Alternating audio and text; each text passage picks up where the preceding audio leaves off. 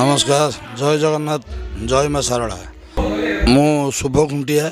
यात्रा कैरियर 14 वर्ष बड़ी प्रथम यात्रा